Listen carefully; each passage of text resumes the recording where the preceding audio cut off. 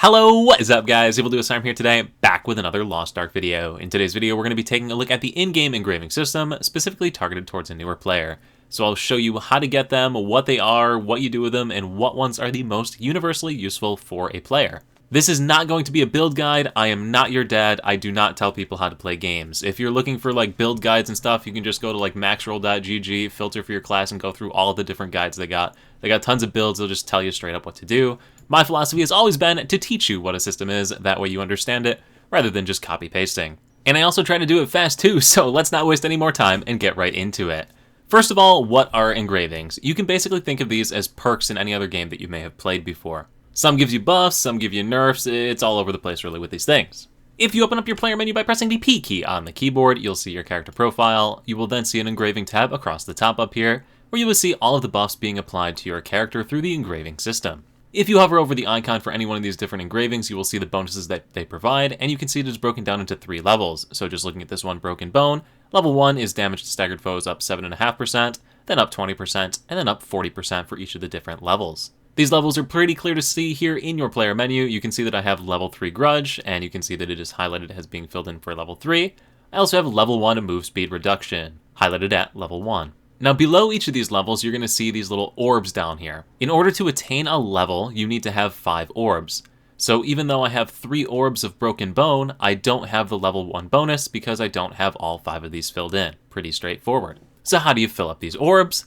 They basically come from 3 gear slots. If you open up your gear menu up here at the top left, you'll see that each of your different accessories has these items here. So you can see that this necklace right here has Supercharge +2, as well as Max MP Increase +2, and Move Speed Reduction +1. So if I go ahead and take off this necklace, and then go ahead and look at my engravings again, you'll see that the Move Speed Reduction that I had at level 1 before is now back down to no level at all, because I got rid of that last orb. So pretty straightforward there. Your accessories will have different roles of these, and you'll have to filter through them for the different skills that you're looking for. Now the next piece of gear is going to be the stone slot, and this is right below your accessories, and you can see here this also has several different engravings that are on it. If you have done any Chaos Dungeons or looked at this system whatsoever, you'll know that each of these stones drops with different stats on it. If you take these stones over to the fasting NPC, which is this little icon on the map, the little ability stone cutter, you can then select a stone and go ahead and try and RNG upgrade it through with the RNG system, bouncing between these different success and failure rates to try and maximize your bonuses that you get off of the different pieces. And I'm just smashing through this one just to show you what happens, but basically after I'm done with all of this, you'll see that I have different stat changes. So looking at this stone in particular, I will get 3 of the little orbs into Max MP Increase, 8 into Expert, and 3 into Attack Speed Reduction. I can then go ahead and take that stone, and if I go back into my inventory and swap that one on that I just made, and then head over to the engraving section, you will see that I have the 8 orbs from Expert that I had on it. And this stone was also able to finish off my Max MP Increase, because if I look back at Max MP Increase, I was at level 2 of it. This stone gives me 3 more levels of it, which takes it up to 5. But yeah, pretty straightforward. I mean, the things just tell you what they do, right? It's right on there in text. The final slot, which is a bit more confusing, is going to be the actual engraving slot itself. Now, if you click on either of the engravings located below your weapons and armor here, so if you click it right here, you'll bring up the engraving menu. This can also be accessed by pressing the Alt and I keys at the same time on the keyboard. This menu is going to show you all of the different engravings that are available to your character, split into 2 tabs. Tab number 1 can be viewed as the generic ones, and tab number 2 are the class-specific ones. These are shared between all the characters on your little character login menu. So like if you have a ton of alts like me, they'll all be able to pull from the same pool. Same thing goes for the class bonuses, but only if they're the same class. So obviously like my sharpshooter can't use my War Dancer's engraving set. So the class-specific engravings on this tab modify the way your class is played. So for example, mine modifies the bird, other classes modify different things. And this first generic tab generally just provides a bunch of different buffs to your character depending on the situation. Or it could even do things like revive you after you die with an engraving like Crisis Evasion, or summon soldiers with the Necromancy ability. So they got a ton of different things in here that they do. Would really recommend just reading through this and getting an understanding of all the different things that are available to you. But anyway, each of these different engravings here has 4 different levels available to it. Each level is going to provide you 3 of the different orbs. So when it's at level 0, it'll be grayed out like this. When you hit level 1, it'll give you 3 of the blue orbs. Level 2 will provide you with 6 of the blue orbs. Level 3 provides you with 9, and level 4 provides you with 12. So this is in that engraving menu. On the P key on the keyboard, engraving tab, you will gain these items here, these little orbs. So for example, if I go ahead and put Grudge on, You can see that I have 2 of the level 2 grudge engravings activated now, each of which provides me with 6 of these orbs, and on the engraving tab I now have 12 total grudge engraving points. Which takes me to level 2, because the last 2 don't matter because they don't push me to a full level. Remember, full circle, all the stuff we've talked about in the video. Now each of these engravings will show you your progress towards the next level. So for example, I'm 6 out of 20 through max MP, 2 out of 20 through emergency rescue, grudge I'm 0 out of 20 to level 3. You get the idea, there's a little circle that tells you. So how do you level these things up? They come from the engraving recipes. Of an appropriate tier, of course. So if I go ahead and talk to this guy right here, I have like a box right here of 20 of the rare engraving recipe selection chests. So this is the level 2 material for the class engravings.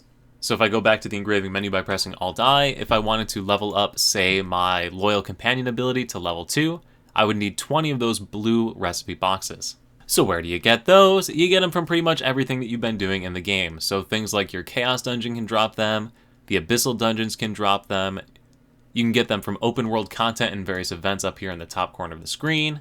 You can get them from doing various island quests. Some quests reward them as items as the actual reward. We've gotten them from login rewards. You can get them from clear rewards on the tower.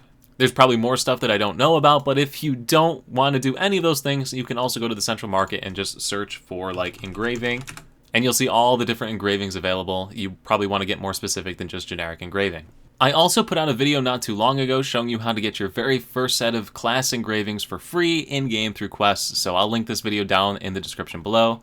With the timestamp, I think it's like 3 minutes into this video right here is where it actually starts going through it, so tons of different ways to get them. So what I want to do for the rest of the video is give you some like generic options that will fit a lot of different builds that aren't like exactly perfect for everybody, but still fit in pretty well. Like I said, you can just go to Maxroll right here and just pick a build guide for your thing, and it just straight up tells you which engravings you're supposed to use. Like right here for this esoteric guy, it says you're supposed to use Esoteric Flurry as well as Master of Ambush, right?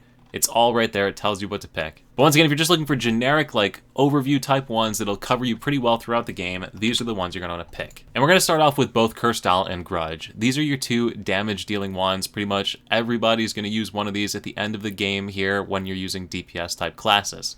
They provide you flat damage bonuses regardless of the situation, for some minor defensive reductions. Now, because of these defense reductions and the fact that they start out the maximum right at level 1, I would not recommend these early game. But if you're looking for somewhere to dump excess boxes or bags or whatever you've gotten for these, and you just want to pick something that'll be useful throughout the entire game, this is the one right here, either one of these 2 or even both of them. Now the third damage boosting one that has a future type situation is going to be the Keen Blunt Weapon. This one's a nice damage booster for classes that are heavy in critical chance. Do know that it is not very effective until you have at least 60% crit chance, right? So don't think you're going to pop this one in and start doing insane damage because of that 50% crit damage bonus and blah, blah, blah, blah, blah. It's not as effective as something like Cursed Doll up until you hit that 60% rate. So do keep that in mind. Definitely, again, another endgame related one. However, if you're looking for somewhere to dump points in and you've got a really high crit scaling class, it might be one to consider. Now, if you're looking for an immediate impact and looking for an engraving that'll help you pretty well throughout the game early on and can even be used in a lot of endgame type stuff too, it is the Adrenaline one by far. This gives you flat attack bonuses as well as a crit rate chance while you're casting skills. So again, another super useful thing. It helps you throughout the entirety of the game. Useful on classes that cast a lot of spells later on in the game. And all in all, a pretty solid one with really no negative consequences whatsoever. We also already mentioned this one, but Crisis Evasion is one of my favorite engravings to have. I suck at this game, I suck at most games that I play, but having an extra life makes that a lot better. I run this one on my Bard, and the number of times where I've died but come back and been able to revive the party during something like an Abyss dungeon, it's honestly at this point too many to count. It feels really clutch when it happens.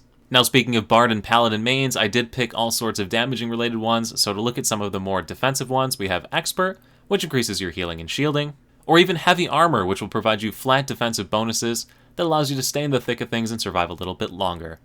I also like to run this one on my Bard just because, once again, I suck, and being able to come back to life and take less damage, pretty nice for a bad player like me. But once again, this is just like some generic options that can fit into a lot of different situations, right? There's a ton of different ones in here. You should read through them. And if you're still stuck and really don't know what you want to do, once again, you can just go to Maxroll, just pick a little guide set, or really anywhere on the internet, right? If you don't like Maxroll, don't hate me in the comments. Just go wherever you want, find a build guide. But again, read through it because you might come up with some elite strategy that somebody hasn't figured out yet.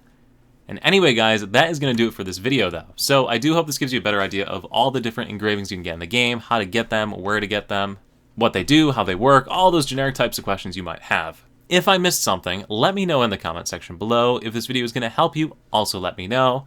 And also, please consider subscribing if you haven't already. Would help to grow my channel. You'll stay up to date when new content comes out. We both win. And yeah, thank you so much for watching, everyone. Really do appreciate it. I look forward to seeing you at the next YouTube video right here, Twitch live stream on the weekend, or wherever I happen to see you. Peace.